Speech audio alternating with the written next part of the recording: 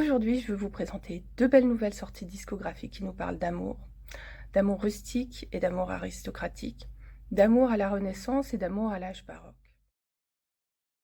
Mon premier choix, c'est L'amour de moi, un disque de l'ensemble Dulce Mémoire qui nous invite à découvrir les chansons rustiques à l'époque de la Renaissance.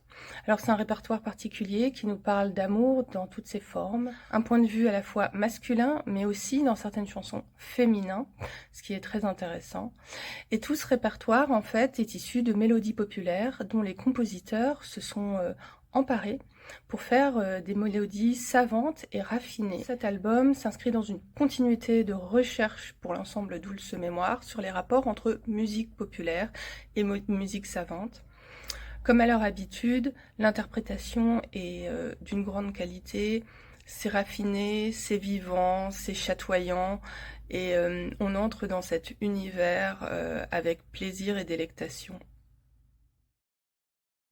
Mon deuxième choix, c'est l'enregistrement de Thésée du compositeur baroque Jean-Baptiste Lully par Christophe Rousset, Les Talents lyriques, les chœurs de chambre de Namur, et une distribution vocale étincelante menée par Mathias Vidal dans le rôle de Thésée et Karine Deshaies dans le rôle de Médée.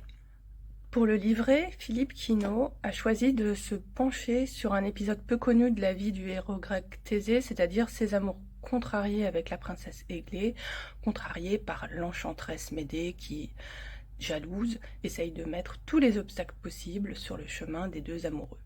C'est aussi une œuvre qui codifie pour la première fois la forme de la tragédie lyrique.